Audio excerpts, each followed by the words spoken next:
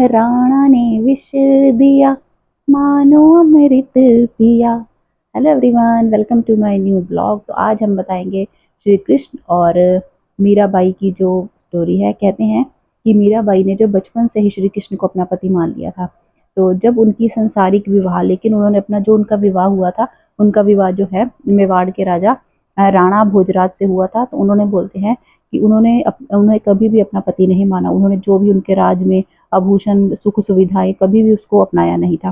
तो एक बार जो है मेवाड़ का जो राजा था, उसने मीराबाई को जब उनका ये हाल देखा कि वो उन्हें पति नहीं मानती, उनका कुछ वो मतलब उनमें कहते हैं ना कि उनमें कोई उनको वो नहीं था, वो हमेशा भगवान की भक्ति में, श्री कृष्ण की भक्ति में लीन रहती थी। तो राणा ने जो है मीराबाई को जो है मारने के लिए बोलते हैं कि दूध में जो है विष मिलाकर, जहर मिलाकर उनको भेज दिया। तो उन्होंने बोला कि ये श्री कृष्ण का भोग है। तो मीराबाई जो है उन्होंने विष उन्हें, क्योंकि जब हम भक्त होते हैं तो इंडिकेशन जो है पहले मिल जाता है। तो उन्होंने बोला कि अगर इसमें विष है, ये मेरे श्री कृष्ण का भोग है, तो अगर इसमें विष है तो ये अमृत बन जाए। तो ऐसा कहकर उन्होंने जो है वो विष जो है, वो जो दूध था, वो पी लिया।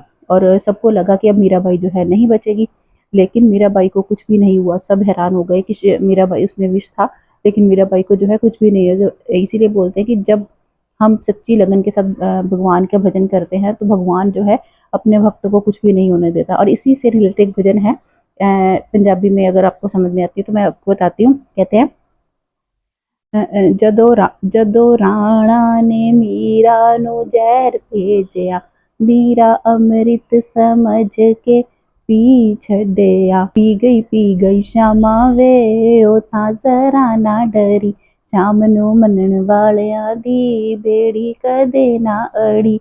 ये एक स्टोरी है। और एक कहते हैं कि एक बार राणा ने जो है उनको मारने के लिए एक संदूक भेजा जिसमें कि सांप डाल दिया उन्होंने। तो बोलते हैं कि वो सांप जो है, उन्होंने बोला कि ये श्री कृष्ण के गहने हैं, संदूक में बोला कि श्री कृष्ण के गहने हैं।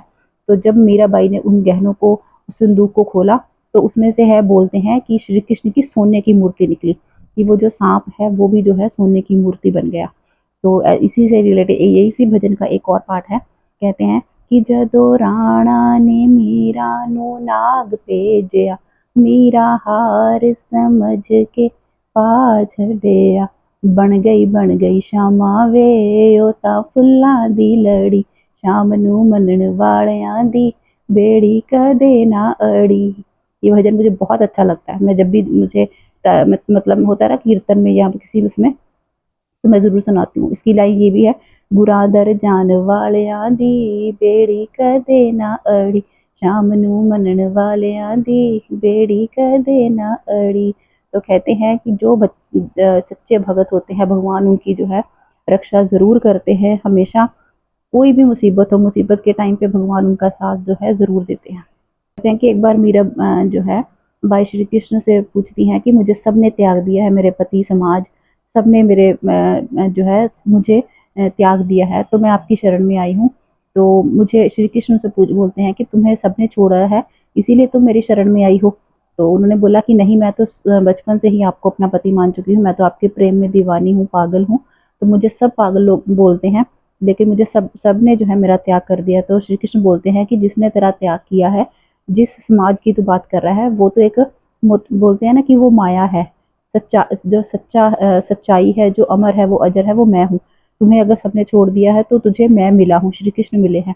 तो इसीलिए तुझे चिंता करने की कोई बात नहीं है।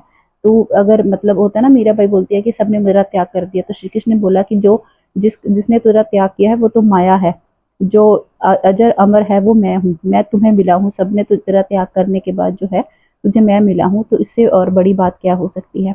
तो ये थी एक मीराबाई से रिलेटेड मेरी छोटी सी स्टोरी और भजन। कैसी लगी आपको ज़रूर बताना। और नहीं, कल मिलेंगे एक नई वीडियो के साथ। खुश रहिए, मस्त रहिए, राधे राधे, बाय।